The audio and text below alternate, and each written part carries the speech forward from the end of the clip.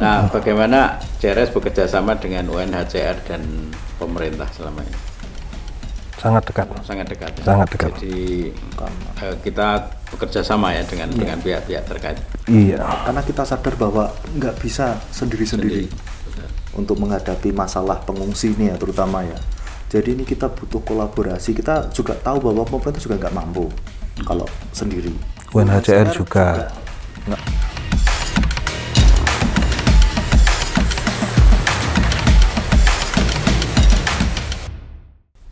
Baik, Romo Peter dan Mas Indra ini kan yang terlibat di JRS ini kan banyak volunteer, kan tidak hanya berdua bekerja ini seluruh pengungsi ini. Itu ada berapa banyak dan siapa mereka, orang-orang yang mau terlibat di sini ini? Sekarang ini ada 25 orang ya, staff. Dan mereka berasal dari berbagai latar belakang agama. Ya, Yesuitnya hanya saya. Terus yang lain ada yang Katolik, ada yang Islam. Ya, itu bukan kriteria sebetulnya agama. Ya. Lalu juga kalau di rata-rata para anggota staf JRS ini umurnya itu 40 tahun. Seperti umur JRS tahun ini.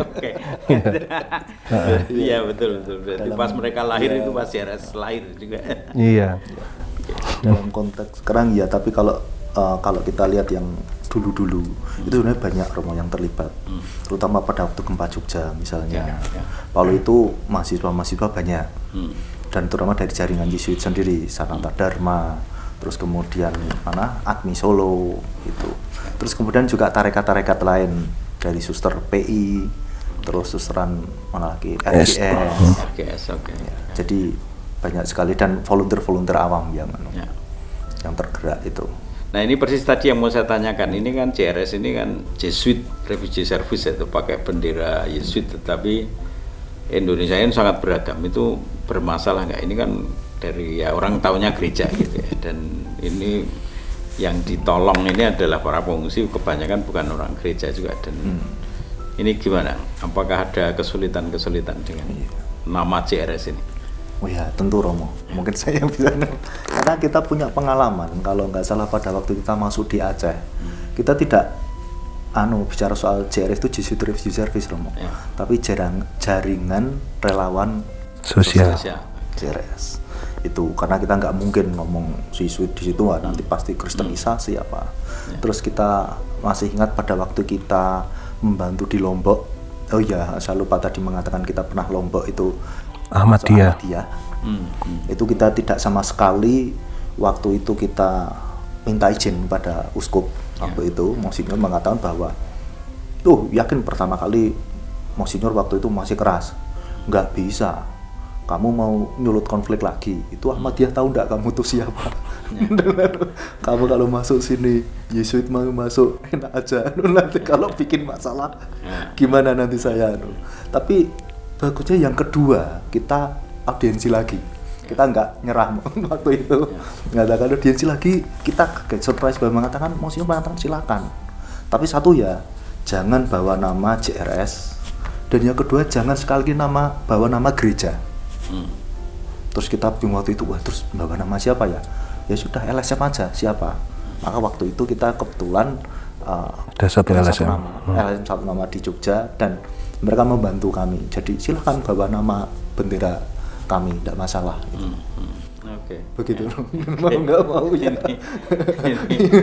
Ini yang khas Indonesia, dan ternyata volunteernya juga sebetulnya kita memang tidak hanya Katolik kan, artinya malah lebih banyak dari orang-orang beragama. Waktu di Aceh. Di Aceh itu hampir 70% Muslim Romo, staf kita.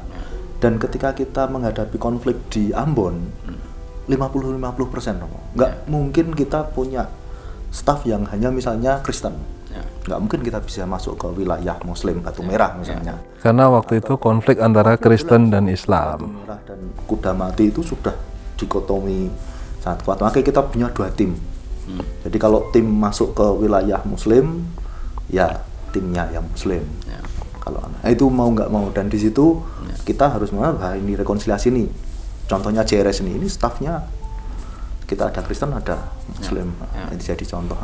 Ya, oke. Berarti memang banyak cara harus dibuat karena justru kebaikan ini yang harus terjadi di tengah-tengah masyarakat itu ya.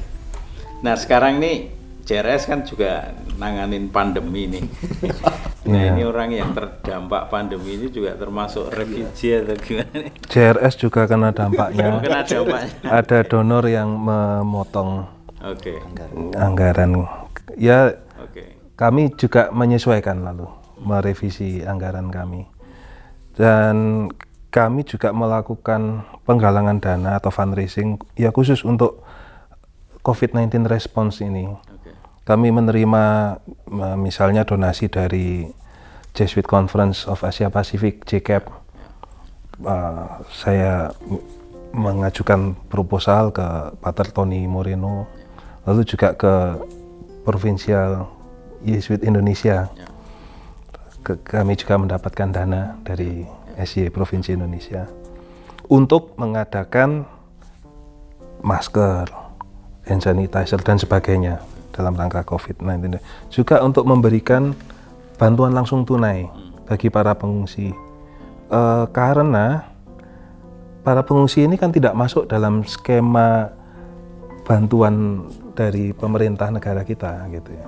Karena bantuan sosial langsung tunai itu kan kalau ada ya buat warga negara Indonesia gitu ya. Jadi kebetulan kan saya juga diutus untuk menjadi koordinator respons Serikat Yesus Provinsi Indonesia. Ya barangkali karena ngelihat ada infrastruktur JRS yang bersama saya gitu ya toh, sistemnya gitu ya, standar-standarnya. Nah, dengan ini JRS bisa masukkan pengungsi ke dalam respons nasional gitu. Respons nasional SY Provinsi Indonesia itu tidak hanya melayani permohonan bantuan dari misalnya para kelompok guru honorer misalnya, tapi juga pengungsi dari luar negeri. Dalam konteks pandemi kan sebenarnya semua orang ini pengungsi nih karena iya. Dalam pesan Paus pada hari migran dan pengungsi sedunia besok tanggal 27 September itu hari 27 September ini. Iya. Ya, ini hari pengungsi. Hari migran dan pengungsi sedunia sejak 1914. Ini jadi jauh sebelum hari pengungsi sedunia versi PBB. Itu kan baru tahun itu kan awalnya itu dari konvensi tahun 51 ya, 1951 di Jenewa itu. Nah kalau gereja sudah punya hari migran dan pengungsi sejak 1914. Iya.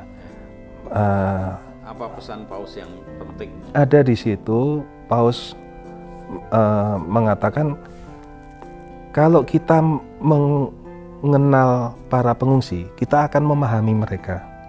Dan kalau kita memahami mereka, kita juga bisa melihat bahwa yang dialami semua orang sekarang ini itu sudah menjadi pengalaman yang konstan dalam kehidupan para pengungsi sejak dulu. Dari hari ke hari itu mereka itu sulit bekerja, keluar takut kena virus. Kalau kita sekarang pengungsi itu kalau keluar takut macam-macam juga. Kalau itu berlalu kan mereka sangat takut.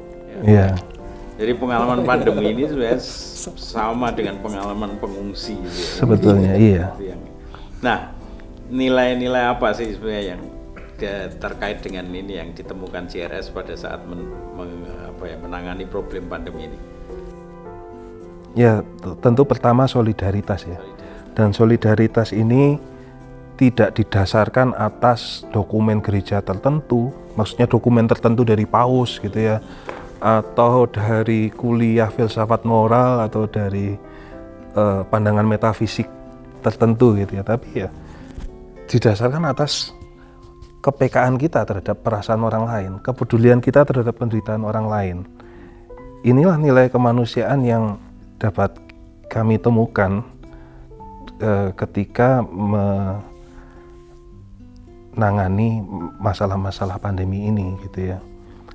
Semua orang sekarang membutuhkan bantuan, maka juga respons JRS itu bisa dimasukkan ke dalam respons SY Provinsi Indonesia itu tadi, misalnya nilai solidaritas itu.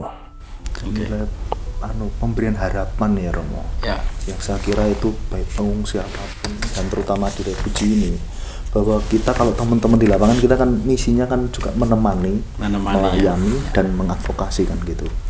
Nah, itu ketika menemani itu memberi harapan, itu yang paling saya kira krusial di mereka, terutama di refugee ya. Bagaimana ya tadi mengubarkan harapan ya, bahwa ini pasti, bahasanya badai pasti berlalu. Meskipun ini waduh dengan pandemi ini gimana, karena ini mereka juga sangat kasihan ya, dalam arti gini, ada beberapa pengungsi itu yang mereka kan dapat support dari keluarganya yang masih di Afghanistan atau dari temannya yang sudah resettlement di Australia, di Amerika. Nah, mereka biasanya teman-temannya kan bekerjanya di bidang sektor yang informal ya. Nah, dengan adanya COVID ini, maka bantuannya dari mereka itu juga berhenti. Jadi itu dampak yang lebih ya dari pengungsi itu. Nah, itu bagaimana teman-teman kalau dengerin ya harapan itu pastilah kamu sudah sampai di sini, kamu sudah, tolong ayo semangat, tetap semangat ini. Baik, pandemi ini akan berdampak apa pada hidup manusia ke depannya kira-kira menurut ramalan para CRS ini? Ya sebetulnya kan nggak ada sebetulnya kehidupan post COVID-19 itu ya. Katanya orang-orang yang ahli itu COVID-19 ini akan terus ada gitu ya. Kita nggak akan pernah masuk ke fase post COVID-19 dalam arti itu sudah selesai gitu ya. Mudah-mudahan dengan acara kita sekarang ini banyak orang akan menyadari bahwa solidaritas kita kepada yang miskin itu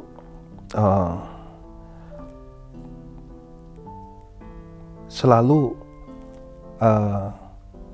membuat mereka yang miskin itu merasa tidak ditinggalkan oleh Allah gitu ya. Dengan kata lain seperti yang dikatakan oleh Mas Indra ya, punya harapan gitu ya. Nah, mudah-mudahan ini membahagiakan gitu loh. Kalau orang itu bisa mewujudkan solidaritasnya kepada yang miskin yang dikondisikan oleh pandemi sekarang ini terus menjadi suatu etos hidup gitu ya, bahwa aku ini akan tumbuh dengan berbagi. Ini ada dalam pesan Paus pada Hari Migran dan Pengungsi. In order to grow, we need to share gitu ya. Bukan supaya kita bisa berkembang, aku harus mengumpulkan banyak, enggak. Aku harus membagikan. Dan ini membahagiakan. Karena dengan berbagi itu kita bisa gembira melihat orang itu merasa tidak ditinggalkan oleh Tuhan juga dalam babak tragis kehidupan mereka gitu ya. Itulah yang juga sebetulnya sudah lama dirasakan oleh para anggota staf JRS ya, teman-teman di JRS itu bahagia meskipun mereka juga ikut menderita berhadapan dengan penderitaan orang lain itu, tetapi dengan menemani para pengungsi mereka bisa merasakan pengungsi ini tidak merasa ditinggalkan oleh Tuhan gitu loh, dalam masa gelap kehidupan mereka. Kalau bagaimana mengantisipasi problem-problem kemanusiaan ke depan ini terkait dengan pasca pandemi ini. Nggak tahu apakah akan ada pasca pandemi.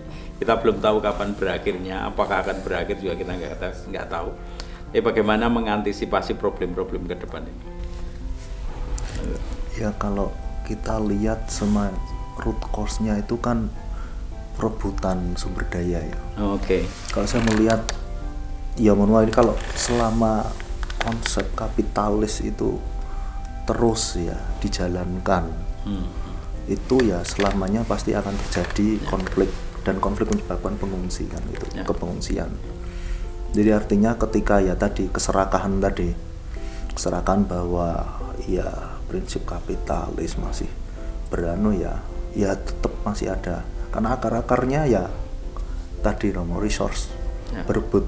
Karena kita lihat beberapa kasus misalnya entah terjadi waktu di Ambon gitu, ini saya ngomong cerita ya, ternyata satu desa itu konflik tadinya ada Muslim dan Kristen. Semua isunya kamu jangan pulang ke desa ya, kalau pulang ke desa kamu akan dibunuh, baik yang keduanya. Tapi ada berapa, ini ada cerita, ada berapa orang, ini zamannya ini pas panen pala, saya mau nggak mau harus ke sana, nekat ke pulau itu masuk, ternyata palanya sudah habis. Artinya kalau di Ambon banyak teman-teman mengatakan bahwa kita memang diadu, sumbernya apa? Karena kita kaya. Dan ini juga terjadi beberapa di teman-teman pengungsi, kalau mengatakan bahwa ya kami mengungsi karena kami banyak minyak di sana. Jadi kami yang dulu nggak masalah dengan apapun dijadikan entah jadi Syiah dan Sunni. Terus kemudian juga kita tahu Rohingya. Dulu analisis dari JRS Asia Pasifik mengatakan kenapa Rohingya baru sekarang tidak muncul, karena itu memang ada plan di daerah Rohingya itu kaya akan resource dan juga akan dilalui oleh minyak dari Cina. Nah itu saya kira akar masalahnya selama masih itu. Baik, saya dengar-dengar ini Rohingya masuk lagi ya. Nah, ini gimana, kasus apa lagi nih sebelum kita tutup ini? Yang menarik ini Romo tadi mengatakan bahwa kita berharap wah ini dengan pandemi ini kemungkinan refugi akan kurang ini. Ternyata enggak. Enggak terbukti kan, Rohingya datang ini 2 kali kan. Pertama tanggal 25 Juni 99 orang. Yang kelompok kedua tanggal 7 September 296 orang. Sudah meninggal 3 orang karena sakit di Aceh. Di darat di darat meninggalnya. Di laut 30. Artinya ketika orang tidak punya pilihan, pandemi apapun ya mereka terjang. Dan mereka sudah berbulan-bulan katanya di air, di laut, karena mau masuk Thailand ditolak karena pandemi ini. Mau masuk Malaysia ditolak. Lalu mau masuk Aceh ditolak juga sebetulnya. Tetapi rakyat Aceh, warga setempat itu mendesak pemerintah dan tentara supaya menerima gitu loh. Mereka bisa dilihat beritanya, videonya ada. Bagaimana mereka itu sampai marah-marah gitu ya. Marah-marah dalam arti kenapa nggak boleh masuk gitu loh. Ya ini karena COVID gitu. Tapi mereka manusia, mereka sudah lama di laut dan mereka sudah kehabisan makanan, minuman. Katanya mereka itu sampai minum air kencing mereka sendiri untuk minum. Karena sudah lama, dan mereka sebetulnya juga tidak diizinkan, tidak dibiarkan mendarat oleh trafficker atau penyelundup mereka di perahu itu, karena belum semua membayar. Kenapa belum semua membayar? Karena ya yang membayar itu biasanya keluarga yang sudah di Malaysia ya. Mereka bisa membayar, tapi karena ada COVID ini terus nggak bisa. Lah ini anggota keluarganya yang di laut ini mau mendarat ya itu tadi, belum bayar kok gitu loh sama traffickernya. Nah akhirnya sementara ini mendesak, ada warga yang mendesak pihak negara lah ya untuk tidak menolak mereka, karena mereka juga manusia begitu. Dan nelayan-nelayan itu terus juga bergerak untuk menarik perahu mereka, para pengungsi Rohingya itu untuk mendarat gitu di Aceh. Karena mereka punya hukum adat, Romo. Siapapun yang terdampar di lautan itu harus ditolong. Jadi masyarakat Aceh waktu itu punya adat seperti itu. Jadi mereka bersikeras. Kalau tidak sampai menolong mereka, maka kami melanggar hukum adat. Itu ini menarik sekali. Ini. Nah, kita waktu nonton beritanya itu ada videonya. Lalu kalau pemerintah nggak bisa ngasih makan gimana? Kami yang ngasih makan gitu. Padahal kita tahu provinsi Aceh itu termasuk provinsi yang termiskin di Indonesia. Itu luar biasa, teladan itu para warga Aceh. Ada solidaritas antar orang-orang yang di laut ini ya. Baik, ini terima kasih waktunya. Tetapi ini sekarang masih ada satu kesempatan lagi, closing statement. Nah, terkait problem-problem kemanusiaan, terkait pengungsi atau pandemi ini, silahkan Romo Peter dan Mas Indra mau ngomong apa sebagai closing statement, entah menghimbau, entah berterima kasih, entah apapun, silahkan. Ngomongnya kemana? Ke sini ya? Oke, ke kamera yang ini. Iya. Kalau belum membaca pesan Paus pada Hari Migran dan Pengungsi Sedunia tahun 2020 ini, silahkan membaca. Banyak inspirasi yang baik di sana. Yang tidak ada di dokumen itu yang barangkali bisa saya katakan ya, dari pengalaman saya di JRS ya.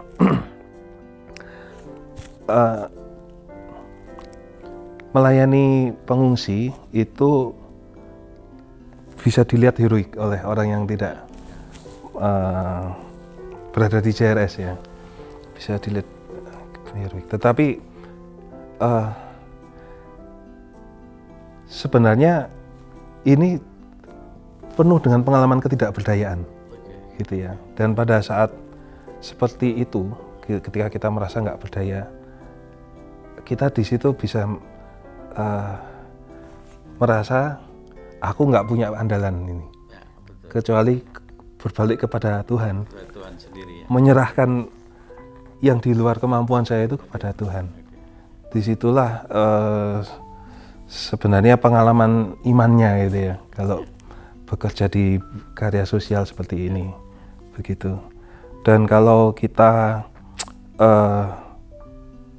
tidak mengenal pengungsi, itu melihat dari jauh itu sepertinya karya JRS itu romantis, nulung orang miskin itu, nulung pengungsi, memberi makan, seperti banyak hiburannya gitu ya, karena aku bisa berbuat baik gitu ya. Tetapi dalam kenyataan nggak seromantis itu gitu. Pengungsi itu macam-macam gitu. Dan saya pernah ya beberapa kali mengalami pengungsi itu ya karena macam-macam tadi ya. Ada yang seperti nggak tahu terima kasih gitu ya. Dan itu entah, kalau saya membayangkan apakah kemampuan untuk menerima tanggapan yang tidak sepadan itu mungkin dengan kekuatan saya gitu. Tampaknya enggak gitu. Kalau saya digitukan itu mestinya marah gitu. Tapi dalam pengalaman saya dengan berhadapan dengan pengungsi yang begitu itu, saya tuh enggak pernah marah. Selalu saya pernah minta tolong supaya pengungsi itu memberi persetujuan supaya catatan medisnya itu bisa diberikan oleh JRS, karena JRS mau mengurus secara khusus pengungsi ini ke UNHCR Jenewa. Karena dia kalau menempuh jalur yang biasa itu bisa lama sekali, bertahun-tahun. Padahal dia punya banyak masalah, terutama kesehatan, ginjal, jantung, mata, macam-macam, diabetes. Nah, waktu saya minta tolong dia ke rumah sakit untuk menandatangani itu dia memarahi saya. Kamu bikin repot saya gitu ya. Saya ini payah ini. Memang kalau dia jalan nggak terlalu jauh gitu sudah harus berhenti istirahat terengah-engah gitu. Lah kalau dipikir-pikir nggak terbalik tuh. Yang kerja siapa buat siapa itu. aku ini sebetulnya yang pengungsinya ada di Bandung. Saya dari Bogor, berangkat pagi, nyewa mobil sampai ke Bandung, sampai di situ ketemu pengungsinya, dimarahi saya. Tapi saya nggak Tidak jadi emosional. nggak marah, saya minta maaf. Iya, sorry, ini saya nggak akan merepotkan kamu lagi, tapi saya butuh tanda tanganmu kayak gitu. Nah, saya percaya rahmat Tuhan yang membuat saya bisa begitu, karena kalau mau dibilang apakah saya ini orang yang sabar ya, apalagi kalau terbalik kayak gitu ya, nggak tahu diri gitu loh, orang yang ditolong malah seolah-olah kita yang ngerepoti gitu. Itu enggak, saya nggak gitu ya. Tapi saya kira ya rahmat Tuhan ya, Tuhan yang ada di balik memungkinkan itu. Terima kasih. Baik, Mas Indra, closing statement. Ya, saya bergabung dengan JRS 15 tahun dan di situ saya banyak diberi kesempatan bertemu dengan pengungsi, dan dari situ saya belajar banyak dengan mereka. Dalam arti ya seperti yang dikatakan Romo Peter tadi, ketidakberdayaan itu akan selalu ada dan selalu muncul ya, ini kita tidak berdaya, ini masalah seperti ini kok nggak bisa melakukan hal yang banyak hal itu.